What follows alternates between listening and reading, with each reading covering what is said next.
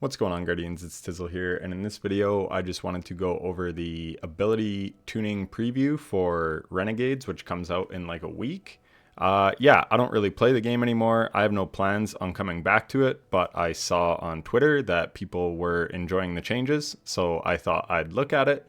I gave them a read, and I just thought I'd give my thoughts to you in case any of you care. Why am I making this video? I still like making videos. I just don't like playing Destiny. And yeah, I still do have a good Sandbox knowledge. So I thought maybe this video could help the people that are still playing. So right off the bat, we've got Deadshot and Six Shooter. They're increasing the damage to non-boss combatants by 15% and boss combatants by 26%. I assume that will work with Celestial Nighthawk. So yeah, that's just a huge buff because Nighthawk already slaps. This change removes the disparity between boss damage and non-boss damage. Golden Gun projectiles now scorch 40 at base, so in 2 Golden Gun shots you can cause an ignition if you're running Ember of Ashes. And then when fired inside a Well of Radiance, it now counts as Radiant. So that's how it should have been when Solar 3.0 released in spring of 2022. So it's nice that they made this change just before Christmas of 2025. Yeah, as what's that guy's name? Justin Truman likes to say, velocity, very important. So yeah, good job fixing that. Blade Barrage, increased damage against combatants by 39%. When they say combatants, do they also mean bosses? Like, I think that's just a blanket buff to all PvE enemies when they say combatants. So 39% is very huge. Shards of Galanor looking really, really good right now because you can get your super very quickly. Anyways, last I played Shards anyway. Yeah, Proximity Explosive Knife, Weighted Knife. So this is big. Increased damage against red bar enemies by 50%. Against other enemies by 36%. Lightweight Knife, increased crit multiplier. So I wanted to make an Arthur's Embrace build way back in Season of the Wish before Final Shape. And yeah, it just still didn't feel good. Knives just in higher difficulty content, which is what I liked to make videos on, they just still felt weak. They couldn't really even one-shot red bars. So yeah, that build video kind of got scrapped. So maybe bust out Arthur's once Renegades comes out. You might be pleasantly surprised. Hard to say. With Skyburner's Oath, because it can apply Scorch in just one shot. So yeah, might be something to look at. Acrobat's Dodge, class ability. Increased enemy regen rate in PvE by 112%. That is massive. So yeah, basically Acrobat's Dodge just got way, way better in PvE, which is nice. I really like this change. The Gunpowder Gamble. Shooting the dynamite in midair now increases damage by 50%, expands the radius, and creates submunitions. So again, GPG always felt good in low-end content, really didn't scale to high-end content. Maybe now it will be viable. Nightstalker. I'm not going to read this bit, but basically they're just saying they want Tether to be good again. So Tether sources now attaches to combatants on direct impact. So that's interesting. Does that mean if you like shoot a boss and it's moving around that your Tether is going to move with it? That's what I assume when I read that. Increased weaken from 30 to 35%. This always should have been the strongest weaken in the game. Tractor cannon. Yeah, it's just so easy to use. So now maybe there's a reason to use Deadfall. This specifically says on the Deadfall super, so I don't know if Mobius Quiver is still 30%. I'm assuming it is because this one's more focused on damage, as we'll get to. But Deadfall Tether is now the strongest weaken in the game. Yeah, they even specify Deadfall Tether. So yeah, maybe Orpheus Rig is on the table as well because you can really chain tethers with that. But again, 35%, it's not a huge buff, and you're losing the damage of something like a Celestial Golden Gun, which is getting a massive buff. But either way, nice that it's the strongest weaken in the game. That's how it should be. Now immediately weakens and suppresses enemies in an area of effect on impact. So just very nice quality of life change there. Nice little buff. While the super is active, dealing damage. So this is Mobius Quiver. While the super is active, dealing damage now increases the power of subsequent Shadow Shot attacks and bow weapons. So something like Leviathan's Breath could be really nice to run again with Orpheus Rigs and Mobius Quiver. This puts a bar on your screen that charges as you deal damage. When charged, your final shot or final 2 shots with Orpheus Rig deals significantly increased damage, turning it into one of the highest damage supers in the game. So I'm sure Astacross and Llama will be doing all the super testing for you guys. So that'll be interesting. Increased base super duration from 10 to 16 seconds. Increased Orpheus Rig duration from 16 to 20. So also lasts a lot longer, so you don't have to like spam your shots so fast. You can maybe take a little bit of time. So just again, really nice quality of life change. Increased projectile lifetime after sticking to a surface from 3 seconds to 9 seconds. This is a smoke bomb. So yeah, it's going to last a lot longer. Reduced lingering smoke time in PvP from 5 seconds to 2 seconds. 5 seconds was way too long. I haven't played PvP or the game in general in many months, but yeah, 5 seconds was oppressive as hell. So 2 seconds, yeah, that's really going to help for the 100 people still playing PvP. Reduce screen effect, intensity, and duration while in enemy smoke. So that's nice because, yeah, you couldn't see shit. It was like 5 seconds, you just couldn't do anything. You're basically screwed. Reduce damage against players, and you are weakened by 16%. So they also hit less hard, which is nice. And they're just saying that they want to make it more misdirection tool for like radar manipulation rather than a damage tool. Arcstrider, I've heard Tempest Strike is very oppressive in PvP these days as well. Reduce damage against players by 16%. That is nice. Storm's Edge super, passive energy regen increased by 25%. Storm's Edge came in at Final Shape with like the longest super cooldown in the game. So that's a really good change because there was no need for it to be that long. Stasis Revenant. So Shatter Dive, they're trying to bring Shatter Dive back. So now crystals or shattering stasis crystals or enemies now grants Frost Armor. And then any Shatter grants full stacks in PvE and 2 stacks in PvP. So just nice for PvE a little bit if you want to build into it. Frosties is actually, I used to mess with Frosties and Shatter Dive back in like, what was that? Not Beyond Light. Yeah, Beyond Light was the Stasis expansion. So yeah, something to think about. Silence and Squall super, increased damage against combatants by 63%. Massively needed, very weak super in endgame. So yeah, that's good. Strand, Threadrunner, Widow's Silk Aspect. This is interesting. Looking at a grapple tangle for a short time now overrides your grenade ability with a free non-offensive grapple. So that's pretty cool. Allows you to grapple around. This allows you to give grapple capabilities to fellow guardians who don't have Strand or grapple equipped. Also works for the Navigator Exotic Trace Rifle. Very cool quality of life change. Just allows you to grapple, even if you're not running grapple grenades. Grapple tangles created near the ground now rise into the air shortly after creation. Not sure if that is for like the grapple spam melee builds or what. Grapple tangle base lifetime increase from 15 seconds to 20 seconds. So that's nice if the grapple melee stuff still works. Hitting an enemy with a grapple melee that wasn't free now creates a grapple tangle. And then the super increased energy regen by 11%, passive energy regen, and increased damage resist by 13%. I think that's kind of nice. It was because you're so in the fray with that super. So again, in high-end content, you could kind of get melted. All hunter subclasses. Here we have a marksman's dodge ammo pickup buff. So basically increasing the radius for the pickup, which is not necessarily ideal if you're trying to keep ammo on the ground, but also using that to reload your weapons. But anyways, that's what they're doing. And then in PvP, reduce melee energy gain from 50% to 35%, again to clamp down on smoke bomb and Tempest Strike spam. On to solar. I used to be a massive Dawn Chorus, yeah, there it is, Dawn Chorus lover, and just solar Dawnblade, Daybreak super in general. I just always thought it was cool. Anyways, they're increasing the damage against combatants by 20%, always welcome.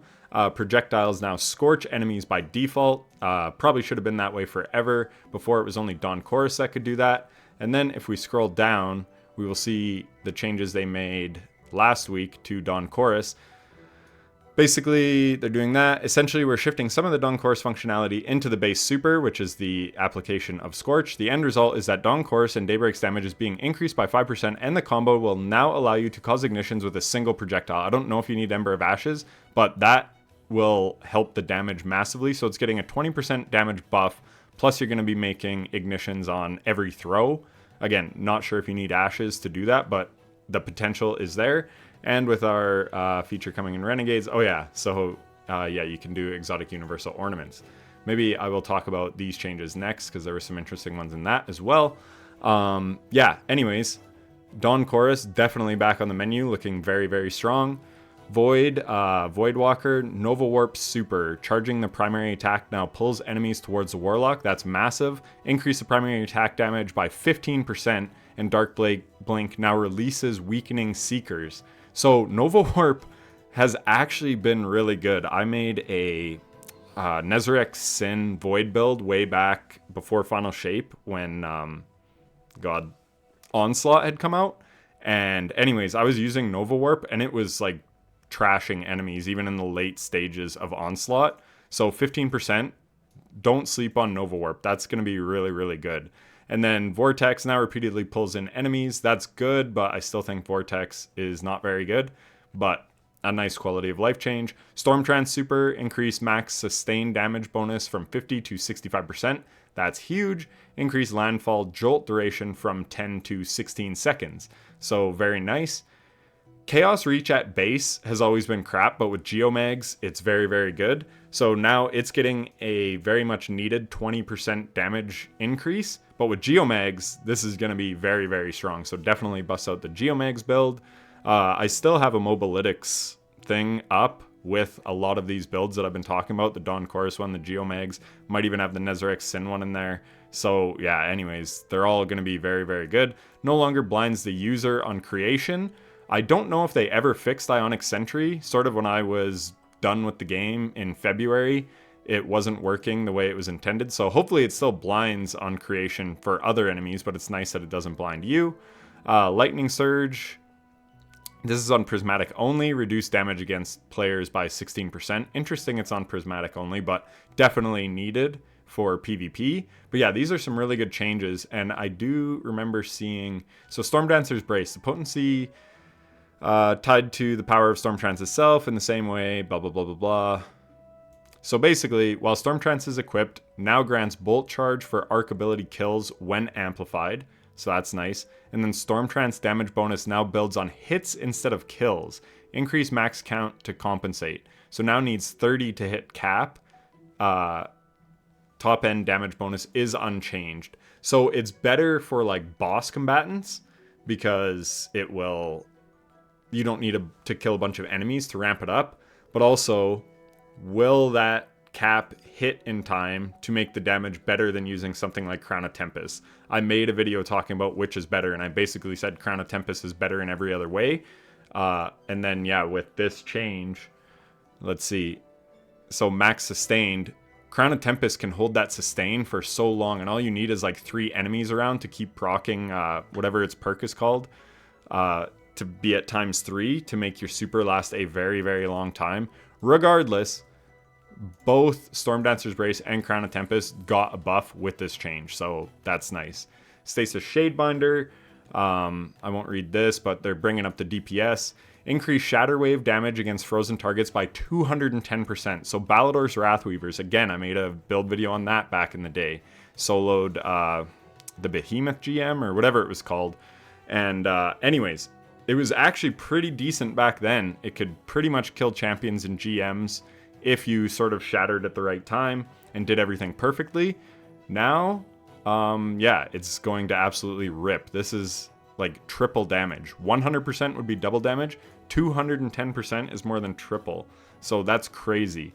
Frost Pulse reduced the freeze radius from 7.5 to 5 meters. That's because there's some rift changes we'll get to.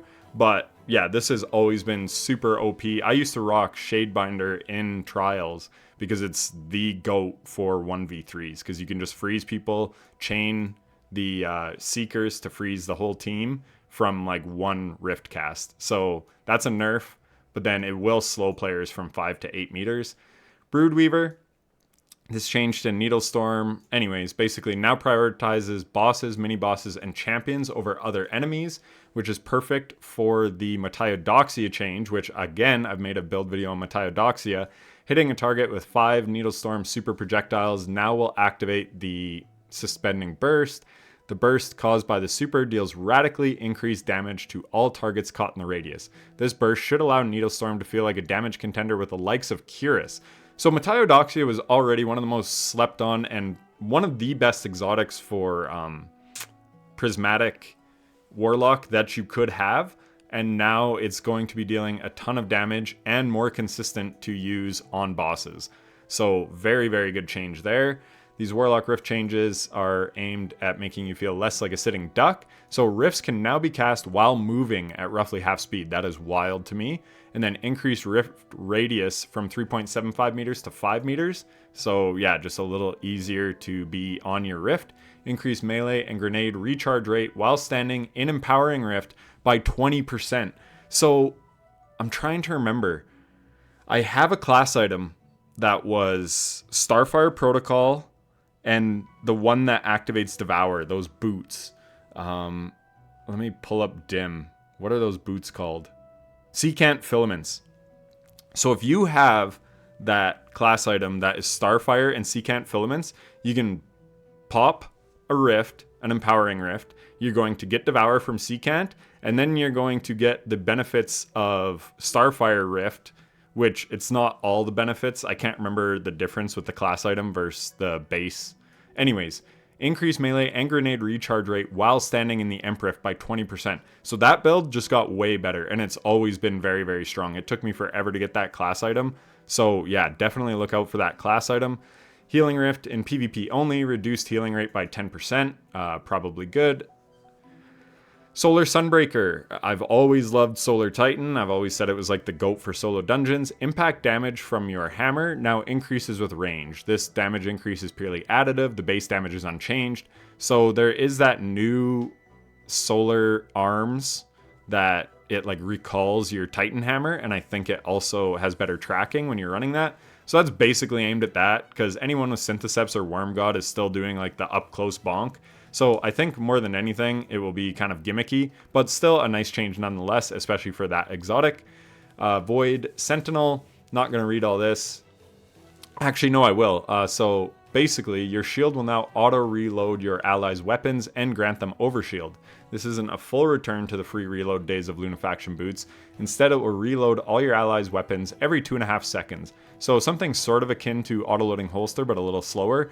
When using low mag size weapons like rocket launchers, this will require some weapon switching to take full advantage of. Additionally, using this super defensively will now supercharge your throw, giving you a big payoff. So we'll see how big that payoff is. They don't give the damage numbers, but basically standing behind the shield now reloads, now grants Void Overshield, which is huge. The damage bonus, no one was really using this except like very optimized raid speedrunners for that 40%. They reduce it to 25. I think Well of Radiance is 20. Anyways, I think that's a little heavy-handed of a nerf, but whatever. Hard to say. I don't see it being used much anymore with that, but for general play it's good, but not for like optimized speedruns. Blocking attacks now extends super lifetime, so that's really cool, especially paired with something like Ursa Furiosa. You might be able to just have your super up like near constantly. Blocking attacks and protecting allies now charges shield throw damage. Basically, it puts a bar on your screen, blah, blah, blah. And then when you throw, deals more damage and resets the bar. Again, we don't know how much damage, but it is nice that it gets a damage increase. So yeah, definitely bust out Ursa Furiosa. I heard Grandmasters are coming back, so could be good for that. Looking at Fists of Havoc, DPS, it could use a damage boost.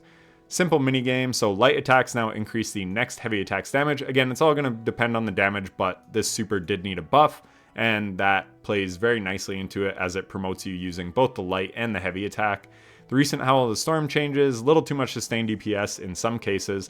So basically, when used during your super, increases super energy costs from 5 to 15%. So you can't just spam freaking crystals like crazy in your super. Still going to be pretty good though. And like Behemoth is really good in the right situations. Strand Berserker, this PvP only, change to Banner of War is a response, blah, blah, blah. So melee damage bonus against players now scales with stacks instead of always being at full strength. Unarmed melee can now one-shot players at 2 stacks with 200 melee stat. That is wild to me. And then, or at 3 stacks with base. So that's crazy. I don't know what's going on in PvP, obviously. Void Suppressor Grenade no longer suppresses the user. Should have been that way in 2017. Nice they got around to changing that 8 years later. Increased detonation damage by 10%. So that's nice. Spike nades now attached to combatants. Same thing. Always should have done that. Especially once they like made the Stasis Prismatic Hunter Grenade. You'd think that would have changed then. But anyways, at least they got around to changing it. Never too late to make good changes. Better late than never. Void Fragments, Echo of Undermining I always loved with Controverse Hold, so this just makes that build that much better. Now it's only -10 instead of -20. Massive change, honestly, because Echo of Undermining is so good for solo content, giving you just free weaken on demand just from your grenade. Echo of Provision now gives +10 grenade stat, exchange 10 melee stat. Remove negative stats from all other fragments except Echo of Starvation and Echo of Persistence. So that's nice. Basically, they said Void had more negative stats than all the others, and they want to balance it so that there should be clear trade-offs without feeling punitive. And they often did feel punitive on Void. I totally agree with that. I have some builds where I'm like -10, or I have like 10 stat on a certain stat. I think it's a Void Titan build. Anyways, that one did have a lot of negatives, so good changes. Invisibility, basically you're easier to see now in Crucible, which is very, very good. Some interesting VFX changes with Overshield, not exactly sure. Basically, now scales with the Overshield's remaining health, added to allow players to eyeball how much Overshield an enemy has before deciding to engage. Lightning Grenades now attach, again, should have always been that way, but it's nice it is now. Flashbang Grenade no longer blinds the user, same thing. And so basically Flashbang got the Suppressor Grenade treatment. Strand, Threadlings that lose their target before impact will land and look for another combatant instead of exploding. So that's huge. Basically it says it reduces the case where your big bang of Threadlings all explode on a single drag. I've had that happen lots. I love Threadling builds. I love Swarmers. I think I heard they're getting a new Threadling-based exotic in Renegades, so that'll be nice. Real quick, we'll just go over these ones. I kind of perused it like a week ago. Graviton Forfeit, basically improving Void Hunter with Graviton Forfeit and Omnioculus. You can actually start health and shield regen for your allies, so that's very good for PvE, but could be terrible in PvP. Lucky Raspberry, again, I have a build on Lucky Raspberry. This is getting a much needed buff. It's always been like an intriguing exotic to me because it launched like with the launch of D2 Vanilla, and I've always loved to make it work. Increased projectile lifetime of chain, projectile, anyways, I'll just let you more read about what is going on with some of these. Arbor Warden, when it came out, I said this was the worst exotic in the game, and it continues to be one of the worst exotics in the game, even though people flamed me in the comments for that way back when it came out in Season of the Deep, I believe it was. So yeah, anyways, it's getting some changes. Works with Dranger's Lash or Storm's Keep. Picking up 3 orbs enhances your Baronade. Spawns a Y pattern of 3 of your equipped barricades. So yeah, just spawn more barricades. Dune Marchers increase the chain. Each chain now grants 2 bolt charge stacks, and glaive melees can now also trigger the chain. So yeah, glaive melees with Dune Marchers, interesting, even though I still think you want to go Worm God or Synthos. Ursa Furiosa, I talked about.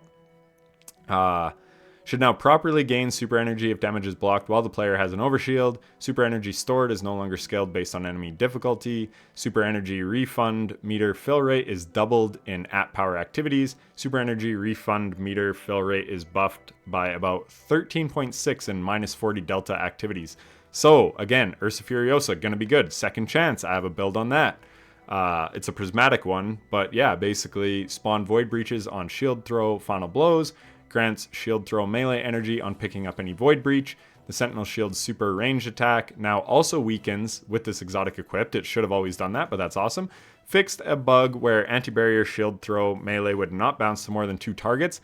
Nothing on here about the terrible tracking that these shield throws have. So even with all these nice changes, it is absurd how many times with that, when I would run that build, how many times my shield throws missed, and it wasn't a skill issue, it's just a horrible tracking issue. It's like a distance issue more than anything. But yeah, Armamentarium now grants 10% grenade energy on weapon final blow, now reloads the player's equipped weapon when using a grenade ability. So basically it gives it like Demolitionist, which is really nice. I've always liked Armamentarium. Lion Rampants now allows shooting while ADS when in lift. Peacekeepers increase mobility bonus from 25 to 30. Re-added ability to swap load SMGs. Also, I think Osteostriga got its nerf somewhat reduced. Peacekeepers and Osteostriga has always been a very slept on, or it was like really good back when Striga was OP as hell. So look out for that. Nothing Manacles. Again, I've always loved Nothing Manacles as well. Charge Grenade now creates 4 more Seekers. Increase Charge Seeker damage versus combatants by 25%. So it's doing 25% more damage. Echo of Undermining now is only a minus 10 discipline stat instead of minus 20. Improved Charge Seeker tracking versus combatants. Increased Charge Seeker lifetime. Charge Scatter Grenade ability. Faster final projectile speed. And then now spawns additional Scatter Seekers on Scatter Grenade kill. This effect can chain. So to me, this reads like the Graviton Lance. I had to think about it. There's too many Graviton things. Graviton Lance, where if you get a kill, it can like chain. So don't sleep on Nothing Manacles. Briarbinds. Which fucking thing is Briarbinds? Oh yeah, the Void. I actually really like these. So now need fewer kills to max out Briarbinds' Void Soul damage bonus. Decreased to 4 from 6. And then additionally, Void Soul now does more damage based on the amount of time it has been deployed on target. Up to 30% more damage after 10 seconds. So yeah, Briarbinds, always been a niche playstyle, but a very fun playstyle. We talked about Stormdancer's Brace, talked about Metaidoxy, talked about Dawn Chorus, and the one that almost would have got me to come back and play Renegades. I'm not going to buy Renegades.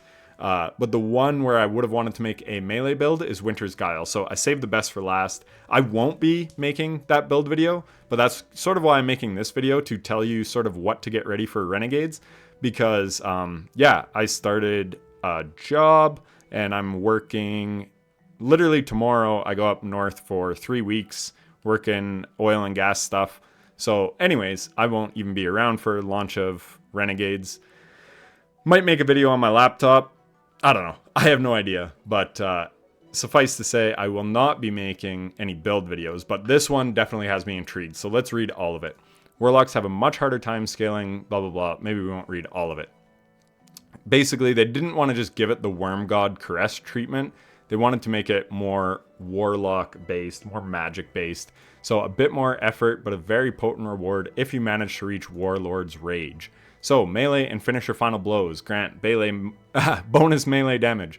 Melee final blows grant 1 stack. Finisher final blows grant 3 stacks. Max is 10 stacks for plus 400% melee damage, and they're only lost 1 at a time, and they last 4.5 seconds. I think that's sort of how Verity's Brow works, where it like lasts for, I don't know the duration, but basically the stacks wear off 1 at a time. But yeah, 10 stacks. So you could stay at like 9 stacks pretty easily, because surely you can get another kill in like basically 8.5 seconds. Like you lose 1 stack, then gain back that 10th. Anyways, once you reach 10 stacks, immediately gain 1 melee charge and enter Warlord's Rage when you activate your melee ability. This just says melee final blows, not powered melee blows, and that's key because this is what I wanted to test out. So you have 10 seconds to activate the Warlord's Rage. Gain dramatically increased melee regen speed, grant faster melee speed, melee damage bonus increases to 500%, that's massive, last 10 seconds, lose all stacks once it ends. So, Winterbite, Glaives, again, these are just regular melees or finishers. Bust out a Glaive, get Devour going, and just absolutely go to town. So, that's my advice. Winter's Guile with probably Winterbite, because that also slaps on like Worm Gods. Anyway, so if you made it this far into this 30-minute video of me yapping, yeah, get Winter's Guile ready, get some good Glaives ready. Like I said, that almost would get me to come back to Destiny 2. That being said, I know I get flamed a lot, but it's like, I like sharing knowledge and helping people. And that's why I wanted to make this video, to hopefully give you guys some insight into what will be good. People still come to my stream and ask me about their thoughts, so that's why I sort of peruse these things, because I like talking to my chat. I like the community that I've built.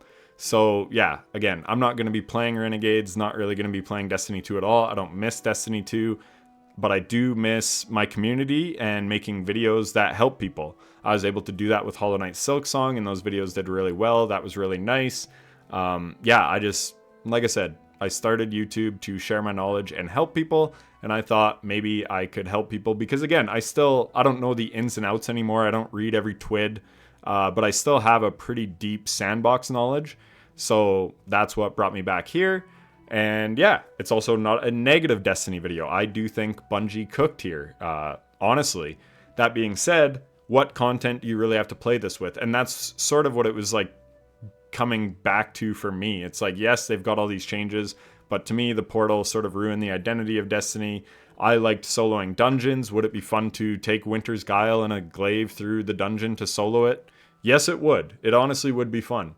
But I just have no desire to do that anymore. I've put 120 plus hours into Hades 1, and now I'm streaming Hades 2, so follow me on Twitch at itstizzle7 if you want to watch me play Hades 2. I absolutely adore that game, and then hopefully after that, I will be on to either Blueprints or start all the Dark Souls games and make my way from Dark Souls 1 all the way to Elden Ring and every game in between. Except Sekiro. I already beat Sekiro, got the platinum, beat it 5 times.